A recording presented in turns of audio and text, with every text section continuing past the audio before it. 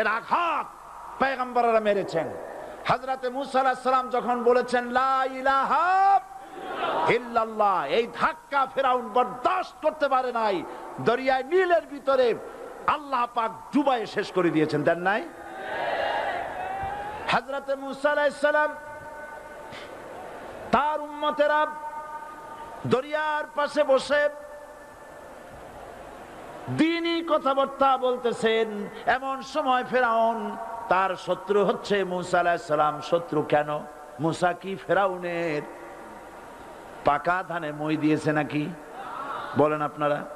তার হালের গরু পিটায় মারছে নাকি? অপরাধ হলো তিনি আল্লাহর জমিনে আল্লাহর আইন প্রতিষ্ঠার কথা বলেছেন। এই শুধুমাত্র এই অপরাধে ফেরাউন তার দলবল নিয়ে 3 দিক থেকে আক্রমণ করেছে। মূসা আলাইহিস সালামের উম্মতেরা ভয় পেয়ে গেছেন। তারা বলছেন ইন্না লামুদরাকুন, আমরা পাকড়াও হয়ে গেছি। 3 দিকে সাড়াশি আক্রমণ, 3 দিকে শত্রু, একদিকে দরিয়া, পালাবার রাস্তা আছে? হযরত মূসা আলাইহিস সালাম ভয় পেয়ে গেলেন, সারেন্ডার করলেন না।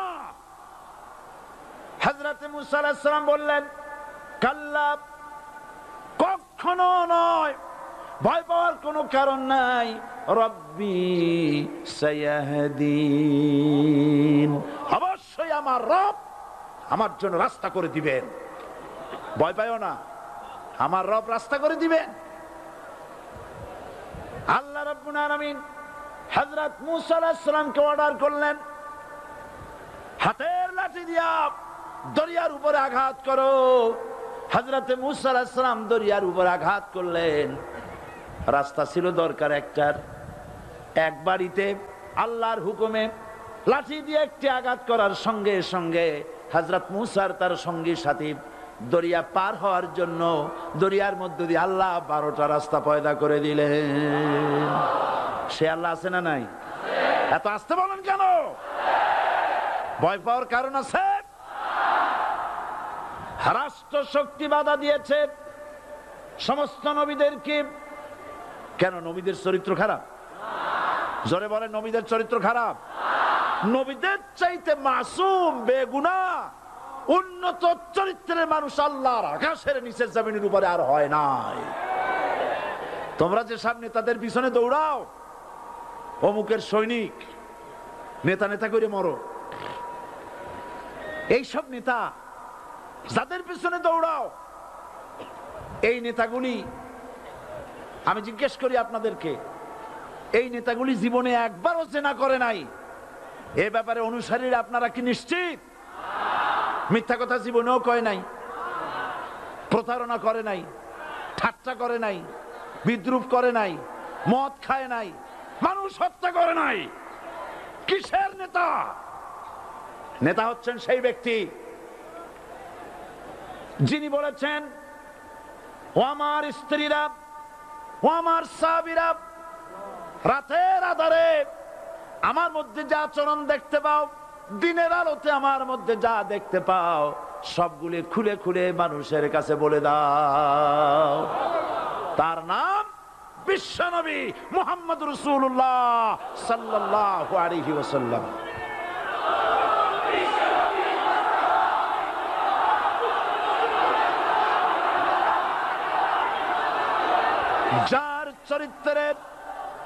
যার চরিত্রের সার্টিফিকেট আল্লাহ রাব্বুল আলামিন নিজে দিচ্ছেন, ওয়া ইন্নাকা লাআলা খুলুকিন আযীম। নবী হে, উন্নত চরিত্রের উপরে আপনি প্রতিষ্ঠিত। সুবহানাল্লাহ। কে সার্টিফিকেট দিচ্ছেন? আযীম, আযীম। আরবিতে চওড়াকে বলা হয় আরিদ, গভীরতাকে বলা হয় আমিক। কত প্রশস্ত, যা মাপার কোনো ফিতা নাই, কত গভীর, যা মাপার কোনো যন্ত্র নাই, এইটাকে আরবিতে বলা হয় আজিম। সুবহানাল্লাহ বলতে ইচ্ছে করে না? ও নবী, তোমার চরিত্র এমন যা মাপার মতো যন্ত্র পৃথিবীতে নাই।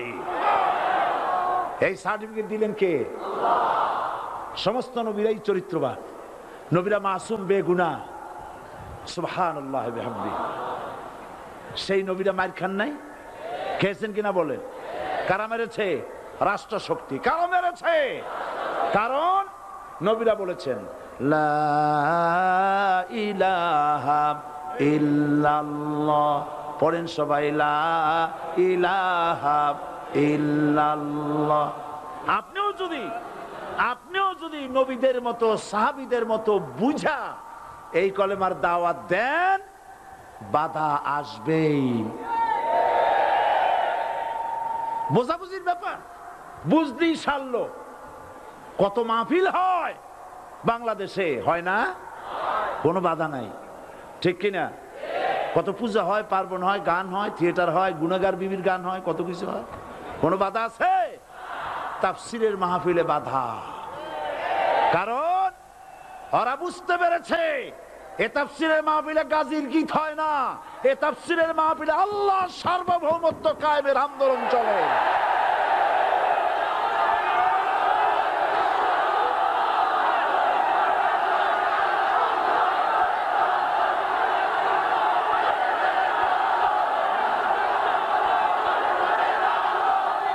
এবার দেখুন, এবার কলেমা বোঝেন, কালেমা বুঝুন। বঙ্গভবনের সামনে দাঁড়াইয়া, গণভবনের সামনে দাঁড়িয়ে আপনি যদি কালেমার জিকির করতে থাকেন, লা ইলাহা ইল্লাল্লাহ, লা ইলাহা ইল্লাল্লাহ, লা ইলাহা ইল্লাল্লাহ, লা ইলাহা ইল্লাল্লাহ, 2-1 ঘন্টা, 2-4 ঘন্টা, দেখবেন অফিসাররা এসে বলবে, না জানি কোন খাজা বাবা আসছে, আসেন আসেন, নিয়ে খাইতে দেবে, হাদিয়া দেবে। যেহেতু যিনি পড়তেছেন উনি বোঝেন না কি বলতেছেন, আর যারা দাওয়াত দিয়ে নিয়ে গেল ওরা টের পাই নাই যে কি কি শুনে দাওয়াত দিতেছে। কিন্তু আপনি যদি বঙ্গভবন, গণভবন, সেক্রেটারিয়েট আর পার্লামেন্ট এর ভিতরে ঢুকে যদি বলেন, কোন মানুষের তৈরি করা আইন মানি না, কোন সরকারের সার্বভৌমত্ব স্বীকার করি না, কারো বিধান মানি না, কারো তৈরি করা আইনের সামনে মাথা নত করি না, আল্লাহ ছাড়া কারো বিধান মানি না, হাদিয়া আসবে, খাইতে দেবে, পকেটে টাকা দেবে, খাওয়াবে এক জায়গায় নিয়ে। কোন জায়গায়? লাল দালানে। বোঝাবুঝি পয়গম্বরেরা দাওয়াত দিয়েছেন আয়াতুল কুরসি ফরজ নামাজ পড়িয়া। দেখছি অনেকেই জামার বুতাম টুতাম খুলিয়া তারপরে জোরে একটা ফু দেয়। অসুবিধা নাই, ফু আপনি দেন, কিন্তু কি পড়ে ফু দিচ্ছেন আপনি কি বুঝছেন কিছু? সুবহানাল্লাহ। বুঝলি কি এই চেহারা হয়? এতগুলো মানুষ লাগে নাকি বিপ্লব করতে, কালেমার রস কায়েম করতে? 313 জন মুসলমান যথেষ্ট পৃথিবীতে।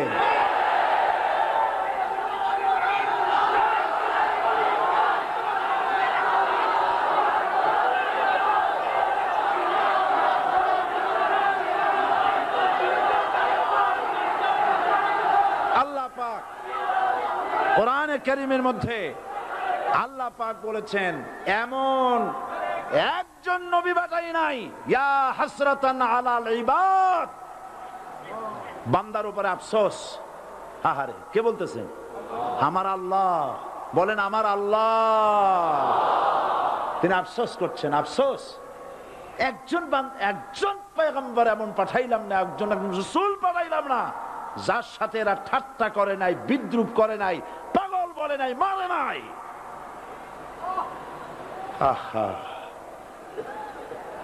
অপরাধ আল্লাহর সার্বভৌমত্ব প্রতিষ্ঠার অপরাধ। হযরত ইব্রাহিম আলাইহিস সালাম তিনি যখন এই কালেমার দাওয়াত দিয়েছেন নমরুদের বিরুদ্ধে, নমরুদ বলেছে, মান আশাদ্দু মিন্না কুওয়া, আমার চাইতে শক্তিশালী আর কে আছে? আনা রব্বুকুমুল আলা, আমি তোমাদের বড় প্রভু। নাউজুবিল্লাহ। কই থেকে একটা তুমি বলছো লা ইলাহা ইল্লাল্লাহ, আমি তো ইলাহ। হযরত ইব্রাহিম আলাইহিস সালামকে কালেমার দাওয়াত পেশ করার অপরাধে অগ্নিকুণ্ডের ভিতরে ফালাবার ব্যবস্থা হয়ে গেছে। আল্লাহ পাক সব ঘটনা কোরআনে বলে দিয়েছেন কিনা বলেন? কেন বললেন এই সমস্ত কথা? এই জন্য বলেছেন, ফেরাউন মরে যাবে, নমরুদ মরে যাবে, কিন্তু তাদের প্রেতাত্মারা যুগে যুগে তারা বেঁচে থাকবে। আগুনের ভিতরে ভালাবার ব্যবস্থা হয়েছে। আল্লাহ পাক বলে দিয়েছেন, আমার রাস্তায় যদি চেষ্টা করো, জিহাদ করো, আমার সাহায্য তোমরা পাবে। ওয়া কানা হাক্কান আলাইনা নাসরুল মুমিনিন, মুমিনদেরকে সাহায্য করা আমি আল্লাহর জন্য ওয়াজিব। সুবহানাল্লাহ বলবেন না? আলহামদুলিল্লাহ বলবেন না? আমার জন্য ওয়াজিব মুমিনদেরকে সাহায্য করা। ইব্রাহিম আলাইহিস সালামকে আগুনে ফেলানো হচ্ছে। হযরত জিবরাইল বলেন, ইব্রাহিম তোমাকে আগুনের ভিতরে ফেলানো হতেছে, আমার কাছে সাহায্য চাও, আমি তোমারে বাঁচায় দেব। হযরত ইব্রাহিম আলাইহিস সালাম তিনি বললেন, জিবরাইল আমার পরীক্ষা চলতেছে, আমাকে ডিস্টার্ব করো না, আমি তোমার কাছে সাহায্য কেন চাইবো? আমি তো এমন কোন অন্ধ আল্লাহর ইবাদত করি না যিনি তার বান্দার দুঃখ দুর্দশা নিজের চোখে না দেখেন। পরীক্ষা পাস করছে না? পাস করছেন কিনা?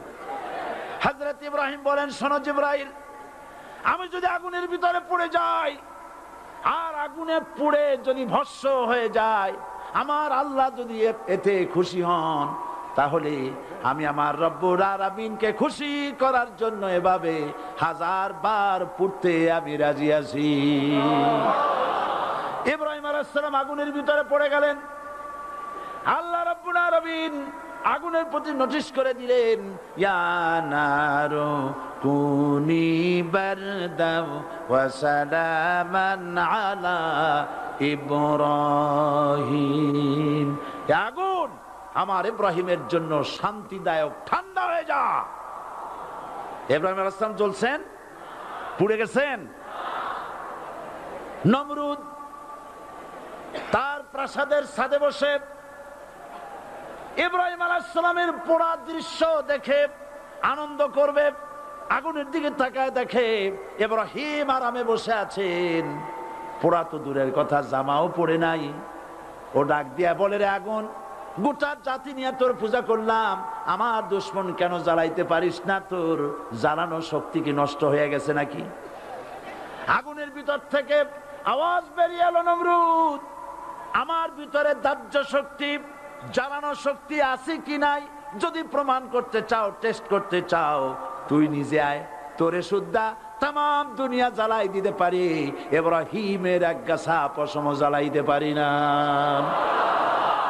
বিশ্বকবি আল্লামা ইকবাল কি সুন্দর করে বলেছেন, আজ ভি হো জু ইব্রাহিম কা ইমা পয়দা আগ কর সকতি হ্যায় এক আন্দাজে গুলিস্তা পয়দা।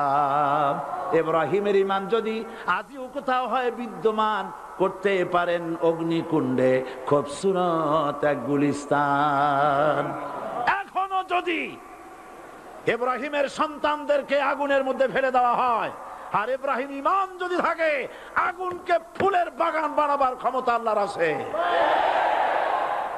চিরকাল আল্লাহ পাক এই কালেমাকে দিয়েছেন আল্লাহর সার্বভৌমত্বকে প্রতিষ্ঠা করার জন্য। আয়াতুল কুরসি শুধু পড়ে বুকে ভু দেওয়ার জন্য নয়। পড়েন আমার সাথে, আল্লাহু লা ইলাহা ইল্লা হুয়াল হাইয়ুল কাইয়্যুম। দুনিয়ার সমস্ত পয়গম্বর অত্যাচারিত হলেন, শুধু তাই নয়, বিশ্ব নবী আখেরি জামানার পয়গম্বর নবী মুহাম্মদ রাসূলুল্লাহ সাল্লাল্লাহু আলাইহি ওয়াসাল্লাম জাতির কাছে আসলেন। তিনি এসে বললেন, ইয়া আইয়ুহান নাস কুলু লা ইলাহা ইল্লাল্লাহ। প্রথম দাওয়াত, প্রথম দাওয়াত। শুনছেন কথা? রাসূলুল্লাহ বলছেন, ও জাতি, আমার রাসূল তো মক্কার রাসূল না শুধু, মদিনার রাসূল না শুধু, আরবি ভাষা ভাষীদের রাসূল না শুধু, আমার নবী কি নবী? চিল্লায় বলেন। তাই তিনি বলেছেন, ও বিশ্বের মানবতা, বিশ্বের মানব গোষ্ঠী, যদি মুক্তি পেতে চাও, নাজাত পেতে চাও, উচ্চারণ করো, বিশ্বাস করো, আমল করো, বলো লা ইলাহা ইল্লাল্লাহ। জোরে পড়েন লা ইলাহা ইল্লাল্লাহ, লা ইলাহা ইল্লাল্লাহু মুহাম্মাদুর রাসূলুল্লাহ। আবু জাহেল বুঝছিল কলেমার অর্থ? কথা বলেন না কেন? আবু জাহেল বুঝছিল? উতবা, সাইবা, মুগিরার গোষ্ঠীরা বুঝছিল? বুঝেছে। তারপরে তারা চিন্তা করলো যে সর্বনাশ তো করছে, লা ইলাহা, কোন ইলাহ নাই, আইনদাতা নাই, বিধানদাতা নাই, তাহলে আমরা কি ঘরে বসে বসে কি করব? উনি নতুন একজন ইলাহ নিয়ে আসছে, আল্লাহ ছাড়া কোন ইলাহ নাই, তাহলে আমাদের কাজটা কি? প্রথমে তারা চেষ্টা করলো যে একটু দেখি নরম নরম ভাবে হয় নাকি। চলে গেল আবু তালেবের কাছে, আসে না দিছে, বললো আবু তালেব, তুমি তো কুরাইশদের নেতা, তোমার ভাইয়ের ছেলে কয়টাই কি? কি আশ্চর্যজনক কথা, লা ইলাহা ইল্লাল্লাহ, আল্লাহ ছাড়া কোনো ইলাহ নাই, তা আমরা করব কি? তোমার ভাতিজাকে বুঝাও লা ইলাহা ইল্লাল্লাহর দাওয়াত বন্ধ করে দিক, এর বিনিময়ে টাকা লাগে টাকা দেব, সোনা লাগে সোনা দেব, যত সুন্দরী মেয়ে চায় তাও দেব, নেতৃত্ব চায় তাও দেব, তবু যেন কালেমার দাওয়াত না দেয়। আসিনে কা হাদিসে আছে কিনা? নবীজি যখন বাড়ি ফিরলেন, চাচা আবু তালেব নিজের কলিজার টুকরা সন্তান হযরত জাফর আলীর চাইতে তিনি ভালোবাসতেন কলিজার মতো করে মুহাম্মদ সাল্লাল্লাহু আলাইহি সাল্লামকে। বলছে, বাবা এমন কথা কেন বলো যাতে লোকেরা খেপে যায়? এই কথাগুলি বলো না, ওরা আমার কাছে এই সব প্রস্তাব দিয়ে গিয়েছে। রাসূলুল্লাহ প্রস্তাব শুনে এগ্রি করলেন? জি। আমার নবী বলেন, ও আমার চাচা আবু তালেব, প্রস্তাবকারীদেরকে শুনিয়ে দিন। হুজুরের সাথে তখন অনেক লোকজন নাকি? অনেক অস্ত্রপাতি? কিচ্ছু নাই, আল্লাহর শক্তি ছাড়া কিছুই না। আমার নবী বলেন, ও আমার চাচা আবু তালেব, প্রস্তাবকারীদেরকে শুনিয়ে দেন, যেটা দেওয়া সম্ভব সেটা তো দূরের কথা, যেটা দেওয়া সম্ভব নয় তাও যদি তারা দিতে পারে আমারে, যেমন আকাশের সূর্যটা ধরে এনে ওরা যদি আমার ডান হাতে তুলে দেয়, আকাশের পূর্ণিমার চাঁদটা ধরে যদি বাম হাতে আমার তুলে দেয়, এর বিনিময়ে এক মুহূর্তের জন্য তাওহীদের দাওয়াত আমি বন্ধ করে দেব না। সুবহানাল্লাহ।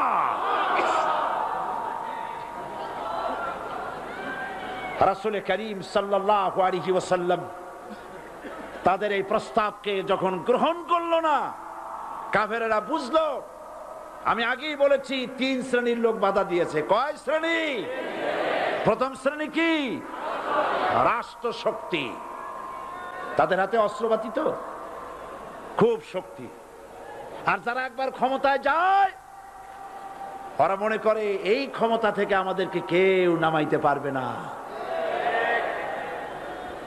বিংশ শতকের শ্রেষ্ঠ মুজাদ্দিদ আল্লামা সৈয়দ আবুদুল্লাহ মওদুদী রাহমাতুল্লাহ আলাইহি তিনি এক জায়গায় লিখেছেন, স্বৈরাচারীরা তার পতনের সমস্ত ছিদ্র বন্ধ করে, কিন্তু একটা ছিদ্র বন্ধ করতে পারে না, মনের ভুলে সে ছিদ্রটা থেকেই যায়, যেই ছিদ্র দিয়ে আসলে তার পতনটা হবে। ক্ষমতায় গিয়ে মনে করে চিরকাল ক্ষমতায় থাকবো। ভারতের প্রধানমন্ত্রী পণ্ডিত জওয়াহরলাল নেহেরু রাঁচি পাগলাগারদে গিয়েছেন, মেন্টাল হসপিটাল। পাগলেরা নেহেরুকে দেখে আশ্চর্য হয়ে গেছে, এত সুন্দর মানুষ, মাথায় কিস্তি টুপি, গায়ে শেরওয়ানি, মুসলমানি ড্রেসই আলাদা, যদিও তিনি হিন্দু ছিলেন, পরেছেন মুসলমানি ড্রেস। শেরওয়ানি কাদের পোশাক? কাদের পোশাক? হাতে ছড়ি নিয়ে হাঁটা, স্টাইল করে, সুন্দর পাজামা, সুন্দর টুপি, সুন্দর সাজসজ্জা করে, মুসলমানদের ড্রেস। এই ড্রেস পরে তিনি গিয়েছেন, সবসময় যে ড্রেস তিনি পরতেন। পাগলেরা জিজ্ঞেস করছে, তুমি কে গো? উনি বলছেন, আমারে চেনো নাই? আমি ভারতের প্রধানমন্ত্রী পণ্ডিত জওয়াহরলাল নেহেরু। পাগলেরা বলছে, ও সেই কথা। আমরাও যখন এই হসপিটালে আসছিলাম, এই তোমার মতো লম্বা লম্বা কথা আমরাও বলছি, থাকো আমাদের সাথে কিছুদিন, তোমার মাথাও ঠান্ডা হয়ে যাবে। ক্ষমতায় যারা থাকে, ক্ষমতার মোহে চতুর্দিকে অন্ধকার দেখে, মনে করে আমার পতন আর হবে না। কিন্তু তোমাকে বুঝিবে যে গোকুলে বাড়ি শেষে। গাড়ির চাকা সব সময় উপরে থাকে না। গাড়ির চাকা সব সময় উপরে থাকলে গাড়ি তো চলবেই না। গাড়ির চাকা ঘোরে বলেই তো গাড়ি চলে। সুতরাং এই উপরে তোমার চাকা উপরে এখন আছে বলে, তোমার দলের চাকা উপরে আছে বলে যারা মানুষের উপরে জুলুম করছো, আলেমদেরকে ধরতেছো, মুসল্লিদেরকে ধরে ধরে জেলে ঢুকাচ্ছ, সময় আসবে এমন ইন্দুরের গর্ত অপমানা পালাবার জন্য।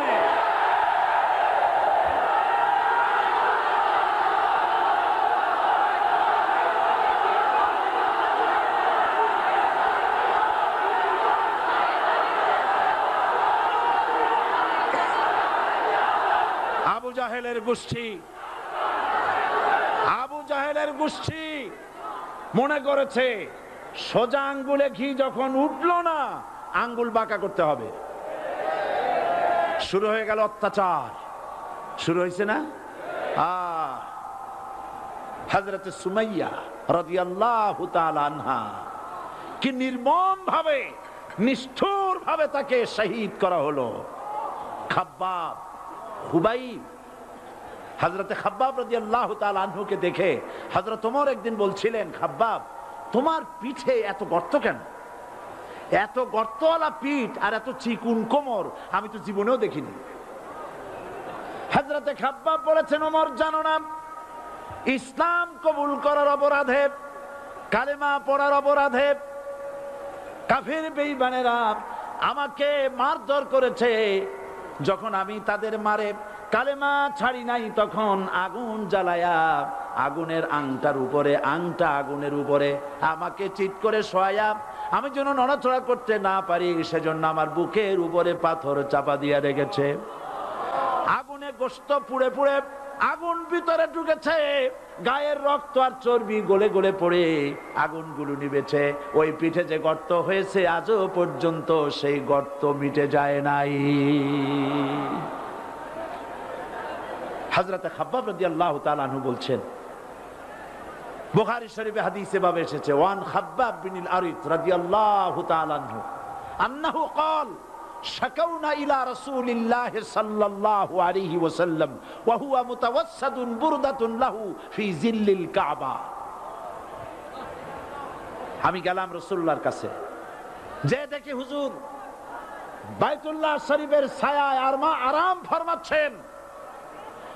আমি কাছে গিয়া বললাম, আলা তাস্তানসিরু লানা আলা তাদউ লানা ইয়া রাসূলুল্লাহ, হে রাসূল আপনি কি আমাদের জন্য দোয়া করবেন না?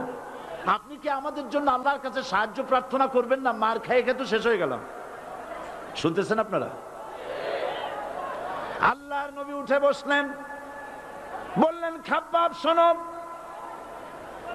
তোমাদের আগে যারা এই পৃথিবীতে এসেছিলেন দ্বীনের দাওয়াত দেওয়ার জন্য, সমকালীন রাষ্ট্র শক্তি তাদেরকে ধরতো, ফায়ুখাজুর রাজুলু ফায়ুহফারু লাহু ফিল আরদ, তার জন্য তারে ধরে নিয়া মাটির মধ্যে গর্ত করত, ফায়ুজআলু ফিহা, এরপরে সেই গর্তের ভিতরে তাকে কোমর পর্যন্ত গেড়ে দিত। সুম্মা ইউতা বিল মানশার, এরপরে করাত আনা হতো, ফায়ুদাউ আলা রাসিহি, এরপরে করাতটা মাথার উপরে রাখা হতো, ফায়ুজআলু নিসফাইন, এরপরে করাত দিয়া চিরে চিরে জীবিত মানুষটাকে দ্বিখণ্ডিত করে ফেলে দিত। মা ইয়াসুদ্দুহু যালিকা আন দীনি, এত কষ্ট দেওয়ার পরেও, এত জুলুম করার পরেও দ্বীনের দায়ীদেরকে এক চুল পরিমাণ আল্লাহর রাস্তা থেকে তারা সরাই দিতে পারে নাই। ওয়াল্লাহি, ও খাব্বাব, আমি আমার আল্লাহর নামে কসম করি। ও মুসলমান, কে কসম করতেছে? আল্লাহ রাসূল। আমি আমার আল্লাহর নামে কসম করি, ওয়াল্লাহি লা ইউতাম্মান্নাল্লাহু হাযাল আমর হাত্তা ইয়াসির রাকিবু মিন সানা ইলা হাযরামাউত। সেদিন বেশি দূরে নয়, ইয়েমেনের রাজধানী সানা থেকে শুরু করে সৌদি আরবের হাযরামাউত পর্যন্ত হাজার হাজার মাইল, এই দীর্ঘ পথে যুবতী নারী তার সৌন্দর্যের পশ্চা নিয়া, আর ধনাঢ্য ব্যক্তিরা সওদাগরেরা তাদের টাকা পয়সা নিয়া একাকে নিয়ে অথবা দলবদ্ধ ভাবে মানুষেরা যাতায়াত করবে। লা ইয়াখাফু ইল্লাল্লাহ, মানুষের মনের মধ্যে কোনো ভয় থাকবে না। এমন একটা সময় আসবে, ওয়ালাকিন্নাকুম তাস্তাজিলুন, অথচ তোমরা বড্ড তাড়াহুড়ো করছো। তাড়াহুড়ো করো না, অপেক্ষা করো, ধৈর্য ধরো, মার খাও, জেলে যাও, শহীদ হও, আল্লাহর রাজ কায়েম হবেই হবে।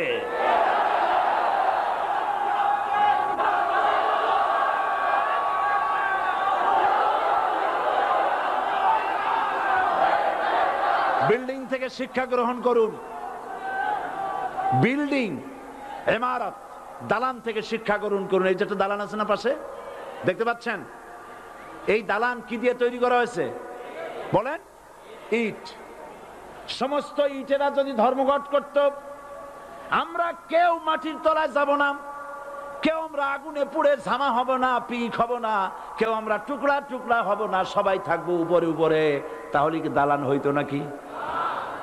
এই বিল্ডিং নির্মাণ করতে গিয়া ইটের যে স্যাক্রিফাইস, হাজার হাজার ইটকে পিক হতে হয়েছে, পুড়ে যেতে হয়েছে, খোয়া হতে হয়েছে, ভেঙে টুকরা টুকরা হয়ে 50 ফিট মাটির নিচে যেতে হয়েছে, তারপরে ইমারত গঠন হয়েছে, সুন্দর দালান তৈরি হয়েছে। যারা ইসলামী শাসন চান, আল্লাহর দ্বীনকে বিজয়ী দেখতে চান, তাদেরকে অসংখ্য মানুষকে পোড়া ইটের মতো জেলখানায় পুড়ে পুড়ে মরতে হবে, অসংখ্য মানুষকে ফাঁসির কাস্টে ঝুলতে হবে, গায়ের রক্ত দিতে হবে, শহীদ হতে হবে, তারপরে ইসলামের ইমারতটা কায়েম হয়ে যাবে।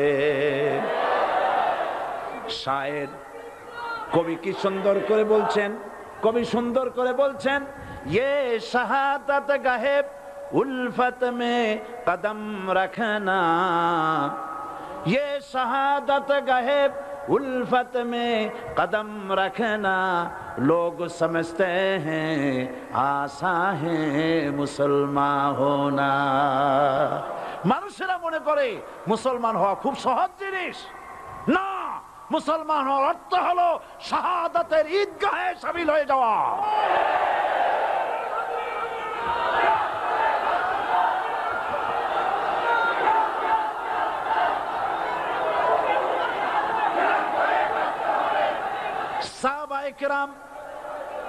সাহাবায়ে কেরাম মার খেলেন, এবার স্বয়ং আল্লাহর নবীর গায়ে হাত তুলল। আবু জাহেল এসে হুজুরকে মারলেন, গলায় চাদর দিয়া এমন জোরে টান মেরেছে, রাসূলুল্লাহ পড়ে গিয়েছেন।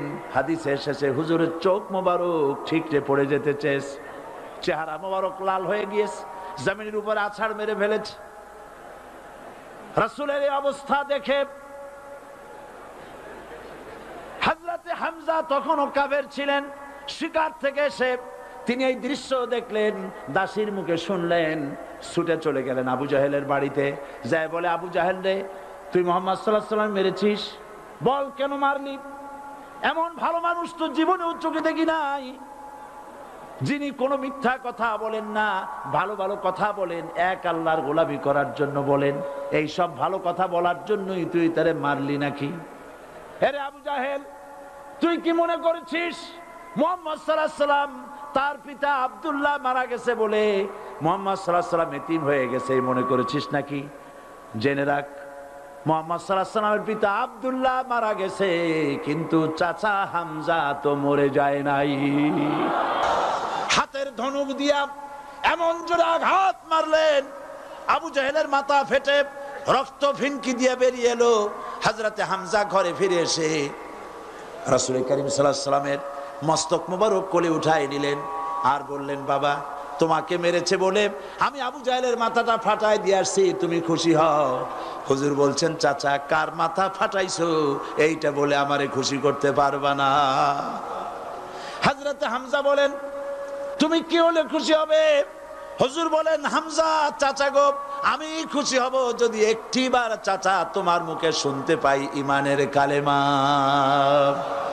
হযরতে হামজা বলেন, মুহাম্মদ সাল্লাল্লাহু আলাইহি ওয়াসাল্লাম, আমি বুঝতে পেরেছি তুমি কোনো সাধারণ মানুষ নও। সাধারণ মানুষ হলে পরে তুমি প্রতিশোধে বিশ্বাসী হতে, খুশি হতে। প্রতিশোধে বিশ্বাসী হও নাই, তুমি অবশ্যই আল্লাহর নবী, কোনো সন্দেহ আমার নাই। তুমি সাক্ষী থাকো। আমি পড়ে নিলাম লা ইলাহা ইল্লাল্লাহু মুহাম্মাদুর রাসূলুল্লাহ। জোরে পড়ে লা ইলাহা ইল্লাল্লাহু মুহাম্মাদুর রাসূলুল্লাহ। ঘাবড়াবার কারণ নাই। এর অর্থ এই নাই যে আপনারা কালেমার দাওয়াত দিবেন আর রাষ্ট্রশক্তি আপনারে পিটাইতেই থাকবে, আপনার কোনদিন আপনার সুদিন ফিরে আসবে না। বিষয়টা কি এমন না। আমার আল্লাহর ওয়াদা শুনুন, ওয়ালা তাহিনু ওয়ালা তাহজানু ওয়া আনতুমুল আলাউনা ইন কুনতুম মুমিনিন। মুমিন যদি হও আমি তোমাদেরকে বিজয় দান করব। সুবহানাল্লাহ বলেন। আজ যদি আমাদের উপরে বিপদ এসে থাকে তাহলে তার একমাত্র কারণ পূর্ণাঙ্গ ঈমানের অভাব আমাদের মধ্যে রয়েছে, ঠিক কিনা? আজ পৃথিবীতে সব থেকে মার খায় কারা? চিল্লায় বলো। আলজেরিয়ায় কারা? বসনিয়ায় কারা? চেচনিয়ায় কারা? প্যালেস্টাইনে কারা? আহা, প্যালেস্টাইনের মুসলমানদেরকে মাইরে মাইরে শেষ করে দিল। দেখছেন ছবিতে না? দেখেন না? প্যালেস্টাইনের মুসলমানদের যে কে যখন মারা হচ্ছে, বাংলাদেশের প্রধানমন্ত্রী তখন আমেরিকায় ক্লিনটনের সঙ্গে কথা বলতেছেন। তিনি ক্লিনটনের কাছে তার পিতৃ হত্যার জন্য দায়ী সাজাপ্রাপ্ত 3 জন ব্যক্তিকে ফেরত চাচ্ছিলেন। আমার দৃষ্টিতে এটা কোনো অপরাধ নয়। সন্তান তার পিতার প্রতি আকর্ষণ থাকবেই। আমার আপত্তি সেখানে আপনি প্রধানমন্ত্রী শুধু শেখ পরিবারের প্রধানমন্ত্রী নন, শুধু আওয়ামী লীগের প্রধানমন্ত্রী হওয়া উচিত নয় আপনার। আপনি পৃথিবীর দ্বিতীয় বৃহত্তম বাংলাদেশের 12 কোটি মুসলমানের প্রধানমন্ত্রী। পিতৃ হত্যার আসামি ফেরত চাইলেন, কিন্তু বিল ক্লিনটনের আশ্রয় প্রশ্রয় লালিত পৃথিবীর অসভ্য জাতি সন্ত্রাসী ইহুদিরা প্যালেস্টাইনের মুসলমানদেরকে পাখির মতো গুলি করে হত্যা করছে। আপনি কেন এর জবাব চাইলেন না?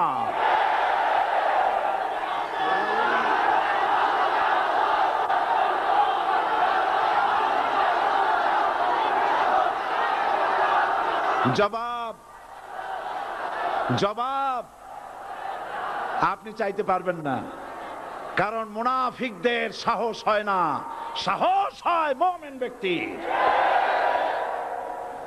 বিল ক্লিনটনকে বলা দরকার ছিল, এই ইসরায়েলকে তোমরাই বসিয়েছো, মধ্যপ্রাচ্যের বিষ ফোড়ায় পরিণত করেছো তোমরা। তবে হ্যাঁ, যুরিবাত আলাইহিমুয যিল্লাতু ওয়াল মাসকানা ওয়া বাউ বিগাদাবিন মিনাল্লাহ। আল্লাহর গজব আসবে, ইহুদিরা পৃথিবী থেকে নিশ্চিহ্ন হবেই হবে ইনশাআল্লাহ। দেখেছেন তাকায়া প্যালেস্টাইনে ইসরায়েলিরা হেলিকপ্টার, গানশিপ, কামান, বোমা নিক্ষেপ করছে, আর প্যালেস্টাইনের শিশু কিশোর যুবকেরা ইহুদিদের নিক্ষিপ্ত বোমা আর কামানের মোকাবেলা করতেছে পাথর দিয়ে। আমি আমার অন্তরের অন্তঃস্থল থেকে ধন্যবাদ জানাই, মোবারকবাদ জানাই খালিদ বিন ওলীদের উত্তরসূরি, খাব্বাব খোবাইবের উত্তরসূরি প্যালেস্টাইনের ওই সব যুবকদেরকে যারা কাফের বেঈমান ইহুদিদের মোকাবেলা করতেছে ইট আর পাথর দিয়ে। আর আমি আমার অন্তরের অন্তঃস্থলের সমস্ত ঘৃণা দিয়ে আমি ধিক্কার জানাই পৃথিবীর মুসলিম শাসকদেরকে, যারা মুসলমানদের মার দেখে চুপ করে যারা বসে আছে।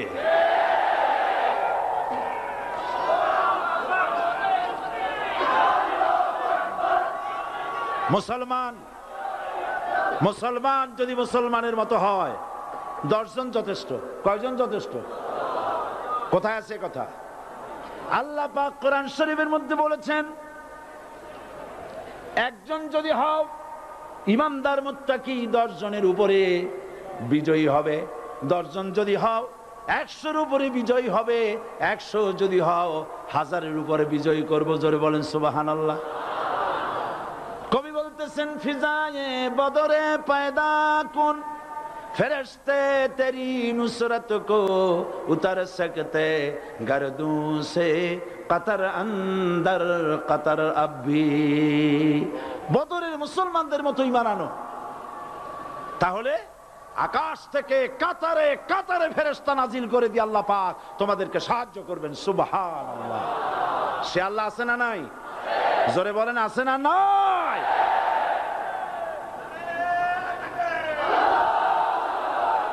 সেই আল্লাহ রাব্বুল আলামিন কোরআনে কারীমের ভিতরে আয়াতুল কুরসির মধ্যে বলে দিয়েছেন আল্লাহু লা ইলাহা ইল্লাহুল হাইয়ুল কাইয়্যুম। প্রাণ খুলে সবাই পড়েন, বসা মানুষ দাঁড়ানো মানুষ। আল্লাহু লা ইলাহা ইল্লাহুল হাইয়ুল কাইয়্যুম। আল্লাহ রাব্বুল আলামিন, তিনি ছাড়া কোনো ইলাহ নাই, তিনি সার্বভৌমত্বের মালিক, কেউ নাই আল্লাহ ছাড়া। এই কথা মানুষকে ঘোষণা করতে হবে। বাধা, এই কথা বললেই বাধা দেবে কয় শ্রেণীর লোক? 3 শ্রেণী। প্রথম শ্রেণী হচ্ছে কে? রাষ্ট্রশক্তি। আজও তারা বাধা দিচ্ছে। আল্লাহর আইন দিয়ে দেশ চালাও, তারা তাদের মন মর্জি মোতাবেক আইন দিয়ে দেশ চালাবে। আল্লাহ পাক বলছেন আলা আলাহুল খালকু ওয়াল আমরু, সৃষ্টি যার, আইন চলবে তার। কারো বাবার আইন চলতে পারে না, নিজেদের তৈরি করা আইন চলবে না। ইনিল হুকমু ইল্লা লিল্লাহ, একমাত্র আইন চলবে কার? এই আইন রাসূল করিম সাল্লাল্লাহু আলাইহি ওয়াসাল্লাম মদিনায় কোরআন দিয়ে প্রতিষ্ঠিত করেছিলেন। আল্লাহর বিধান, আল্লাহর সার্বভৌমত্ব কায়েম করেছিলেন। কোরআন সংবিধান হলো, চুরি বন্ধ হলো, ডাকাতি বন্ধ হলো, জেনা বন্ধ হলো, হত্যা বন্ধ হলো, ধর্ষণ বন্ধ হলো, সব কিছু বন্ধ হয়ে গিয়ে মুসলমানেরা শান্তি লাভ করলো, পৃথিবীর মানুষ শান্তি লাভ করলো। সুবহানাল্লাহ বিহামদিহি। আজ মুসলমানেরা শত্রু চেনে না, বন্ধু চেনে না। বন্ধুকে বানায়েছে শত্রু, শত্রুকে বানায়েছে বন্ধু। কে বন্ধু কে শত্রু চিনাই দিবেন কে? আল্লাহ। বলেন কে দিবেন? আল্লাহ রাব্বুল আলামিন কোরআনে কারীমের মধ্যে পরিষ্কার করে বলেছেন লাতাজিদান্না শাদ্দান নাসি আদাওয়াতান লিল্লাযীনা আমানুল ইয়াহুদা ওয়াল্লাযীনা আশরাকু। আল্লাহ পাক বলছেন হে রাসূল, মানুষের ভিতরে 2টা শ্রেণী মুমিনদের জন্য সবথেকে জঘন্য দুশমন। কয়টা শ্রেণী? 2টা। একটা হলো ইহুদ আর একটা হলো মুশরিক। একটা হলো ইহুদি আর একটা হলো মুশরিক। এটা হলো তোমাদের দুশমন। আর আজ আমাদের দেশে, পৃথিবীর বিভিন্ন দেশে মুসলমানেরা মুশরিকদের সঙ্গে সম্প্রীতি বাড়াচ্ছে, মুসলমানদের সাথে শত্রুতা বাড়াচ্ছে। আজ আমার দেশে পূজা পার্বণে বাধা নাই। পূজা পার্বণে বাধা আছে? পূজা পার্বণে বাধা নাই। বাধা কোথায়? কোরআন শরীফের তাফসীর মাহফিলে। কোরআনের তাফসীরের মাহফিলে বাধা দেওয়া হচ্ছে। গান বাজনায় 144 ধারা নাই, কিন্তু কোরআন শরীফের মাহফিলে 144 ধারা দেওয়া হচ্ছে। যারা দিচ্ছে তারা আবার ওমরাও করে, হজও করে। ওরা আমাদের বলে আমরা নাকি ধর্মের নামে রাজনীতি করি। বলে না? আমরা নাকি ধর্মের নামে রাজনীতি করি। আমি বলি ধর্মের নামে আমরা রাজনীতি করি না, আমরা ধর্মীয় রাজনীতি করি। কথাটা বুঝে আসছে কিনা? ধর্মের নামে রাজনীতি তো সেই ব্যক্তি করে 1996 সনের নির্বাচনের আগে যিনি মাথায় পট্টি বেঁধেছিলেন, যিনি শপথ গ্রহণের সময় হাতে তসবিহ পড়েছিলেন। ধর্মের নামে রাজনীতি তিনি করেছেন। আজ আজ অনেকগুলি ডিগ্রি পেয়েছেন তিনি, অনেকগুলি ডিগ্রি পেয়েছেন। কয়টা? মুখস্থ হয়ে গেছে আপনাদের? শকুনেরা, শকুন যদি গরুর গোশত কিনে খাওয়া লাগতো, 80 টাকা কেজি দরে শকুনে এত গোশত কিনে খাইতে পারতো না। লেখাপড়া করে যদি ডিগ্রি নেওয়া লাগতো, এত ডিগ্রি কপালে জুটতো না। পয়সা দিয়া ম্যানেজ করা ডিগ্রি, কিন্তু 9টা নিলে কি হবে? আসল ডিগ্রিটা এখনো বাকি আছে। আসল ডিগ্রি কোনটা? নির্বাচনের আগে পট্টি বেঁধে তসবিহ নিয়ে গোটা জাতিকে যে সফলভাবে প্রতারণা করতে আপনি পেরেছিলেন মহাপ্রতারক হিসেবে, সেই ডিগ্রি আগামী নির্বাচনের মোক্ষম সময় জনগণ আপনার গলায় পরায় দেবে।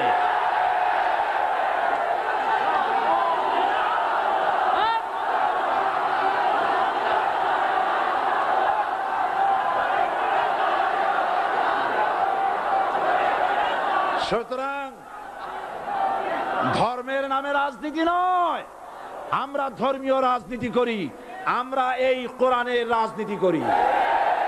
এই কোরআন নিয়ে বাঁচতে চাই, এই কোরআন নিয়ে মরতে চাই।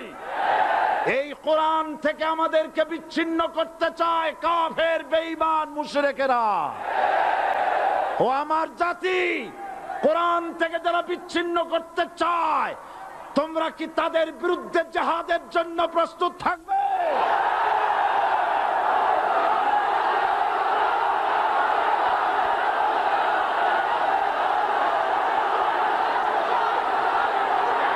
বসেন, বসেন, বসেন,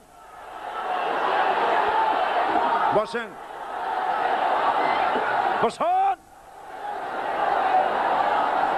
আমি বুঝতে পেরেছি বিষয়টা কি। আসরের পরের থেকে বসা তো, সুযোগ পাইয়া খাড়া হইয়া কোমর সোজা করলেন। বসেন, সবাই বসেন, কোমর সোজা হয়ে গেছে, বসেন। এত বড় মাহফিল, জীবনে আর একটা পাবো নিশ্চয়তা আছে কি? জোরে বলেন, আছে? আজ আমাকে কথা বলতেই হবে ইনশাআল্লাহ, কারণ আগামীতে আবার আপনাদের সাথে দেখা হবে কিনা আমি জানি না। কথা বলতেই হবে।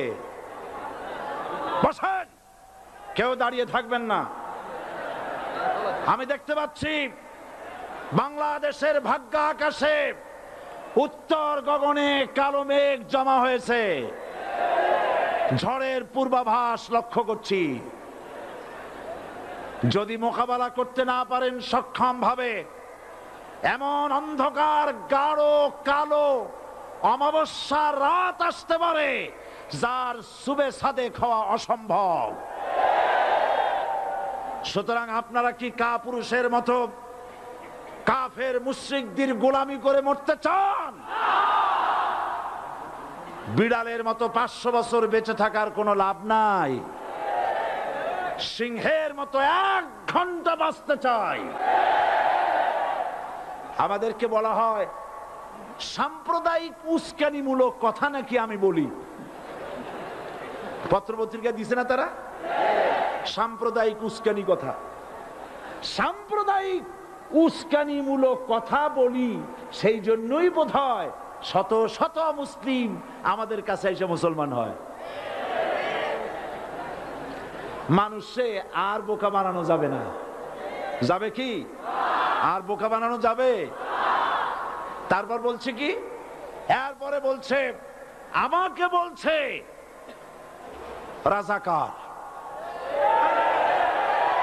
শুনে রাখো চট্টগ্রামের লক্ষ লক্ষ জনতা, পার্লামেন্টে যখন আমাকে এই কথা বলা হয়েছিল, আমার পার্লামেন্টের কলিগ জাফরুল্লাহ চৌধুরী সাহেব বসে আছেন এখানে। হ্যাঁ, জাফরুল ইসলাম চৌধুরী বসে আছেন পাশে। প্রধানমন্ত্রী সুদ্ধা, অন্তত 3 শতাধিক পার্লামেন্টের সম্মানিত সদস্যরা সেদিন বসা। 1997 সনের বাজেট বক্তৃতা যখন আমি করতেছিলাম, ডক্টর কুদরতে খোদা, নাম রাখছে কুদরতে খোদা, আসলে গজবে খোদা। এই লোকটি নাস্তিক, ইসলামের চূড়ান্ত দুশমন। তার প্রণীত শিক্ষা ব্যবস্থার যখন সমালোচনা করছিলাম, ট্রেজারি বেঞ্চ থেকে আমাকে বলা হলো রাজাকার। আমি আমার সমস্ত শক্তি একত্রিত করে বলেছিলাম শুধুমাত্র হিন্দুস্তানের রাজাকারেরাই আমাকে রাজাকার বলতে পারে। আমি বলেছিলাম 1973 সন পর্যন্ত আমি বাংলাদেশের কোন রাজনৈতিক দলের নেতা এবং কর্মী ছিলাম না। আমি রাজাকার নই। আমাকে রাজাকার বলে যদি তাকেও প্রমাণ করতে না পারে 10 কোটি টাকার মানহানি মামলা দায়ের করব।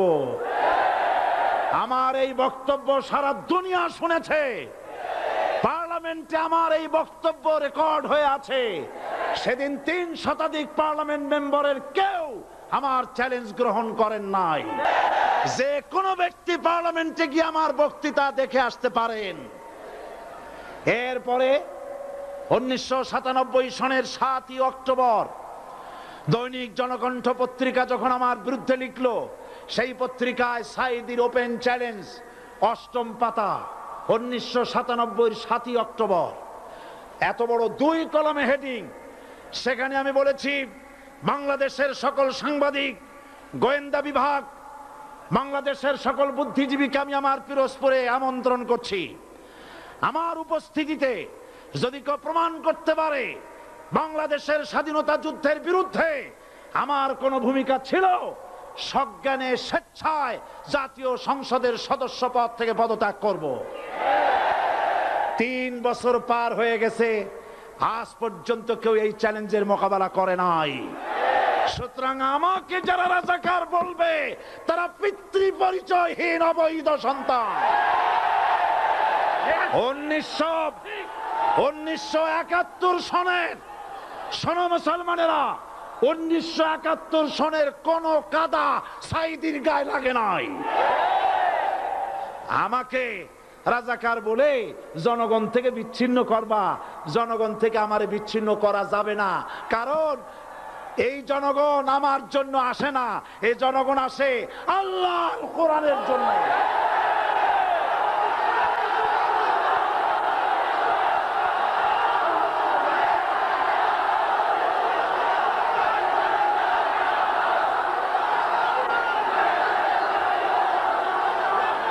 আজকে আর যারা ইসলামের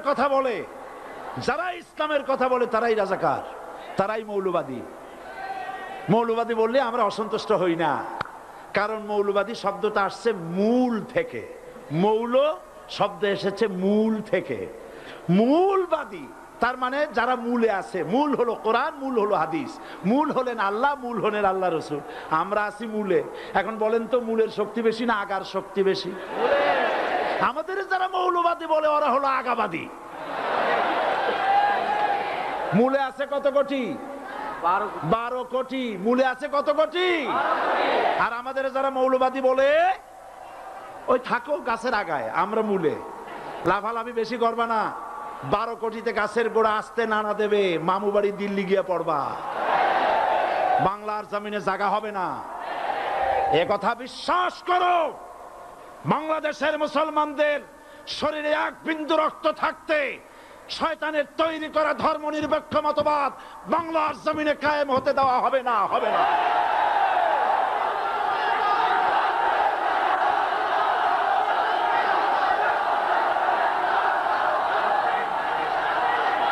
রাসূল করিম সাল্লাল্লাহু আলাইহি ওয়াসাল্লাম কোরআন প্রতিষ্ঠার জন্য আন্দোলন করেছিলেন।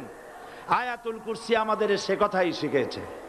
আল্লাহ রাব্বুল আলামিন বলেন, আল্লাহু লা ইলাহা ইল্লা হুয়াল হাইয়ুল কাইয়্যুম। প্রাণ খুলে পড়েন, আল্লাহু লা ইলাহা ইল্লা হুয়াল হাইয়ুল কাইয়্যুম। আল্লাহ হচ্ছেন তিনি যিনি ছাড়া কোনো ইলাহ নাই, আইনদাতা নাই, বিধানদাতা নাই। আমরা মানুষের তৈরি করা আইন মানি না। 12 কোটি মুসলমানের দেশে আইন তৈরি করবে মানুষ, আমরা মানব না। পার্লামেন্টে তৈরি হতে হবে কোরআন দিয়ে, পার্লামেন্টে আইন তৈরি হতে হবে কোরআন দিয়ে। সুতরাং ভয় যতই পান, আর যতই ষড়যন্ত্র করেন, চার দল যখন একত্রিত হয়েছে, ঐক্যবদ্ধ থাকবে, সরকার ঐক্যবদ্ধভাবে গঠন হবে, নির্বাচন ঐক্যবদ্ধভাবে হবে এবং কোরআন হবে, আল কোরআনের পার্লামেন্ট হবে বাংলাদেশে।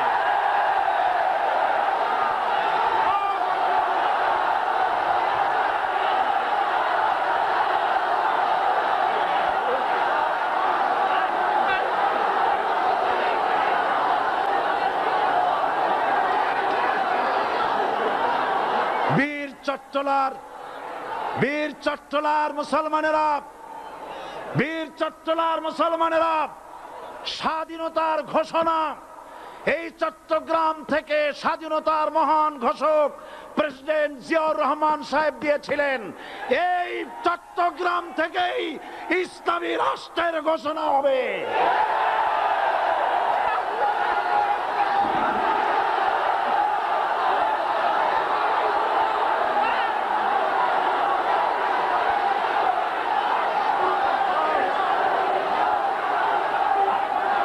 আশাবাদী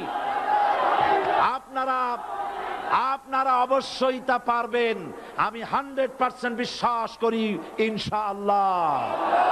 কারণ যে ষড়যন্ত্রের মোকাবেলা করে স্থানীয় রাজনৈতিক দলের নেতৃবৃন্দ কোরআনের মাহফিল সিনায় এনেছেন, আমি প্রথম দিনই বলেছি চট্টগ্রাম তাফসিরুল কোরআন মাহফিল কোন রাজনৈতিক দলের প্রতিনিধিত্ব করে না।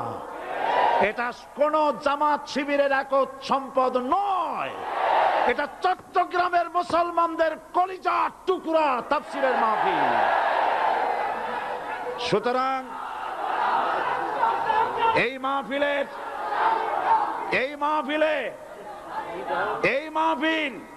চট্টগ্রামে থাকবে ইনশাআল্লাহ কিয়ামত পর্যন্ত। 144 ধারা 288 হয়ে গেছে, ষড়যন্ত্র পায় চলে গেছে। আমি ওই সব ছেলেদের বলি, সরকারি দলের ছাত্র হইয়া মুসলমানদের বিপক্ষে যাইও না। এদেশের ভাগ হয়ে গেছে দুটো শিবির, বোঝাই যাচ্ছে। একদিকে ভারতের পা চাটা গোলাম নাস্তিক মোরতাদ শ্রেণীর বুদ্ধিজীবী এবং তাদের মদতপুষ্ট সরকার, আর একদিকে ইসলামী শক্তি, ইসলামী দল আর দেশ প্রেমিক জাতীয়তাবাদী শক্তি। একদিকে হিমালয় পাহাড় আর একদিকে সূচো ইঁদুর। আল্লাহ বিজয় দেবে মুসলমানদের। কাদের বিজয় হবে? বাংলাদেশে কোরআনের রাজ কায়েম হোক, তাকে আপনারা চান? কারা কারা চান দুহাত উঁচু করে দেখান। দাঁড়াবেন না।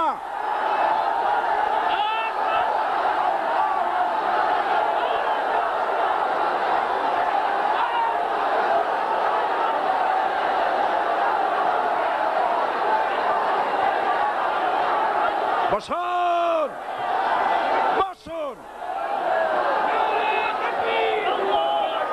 আবার বসুন। জোরে সরে জিকির করেন লা ইলাহা ইল্লাল্লাহ, আরো জোরে লা ইলাহা ইল্লাল্লাহ, লা ইলাহা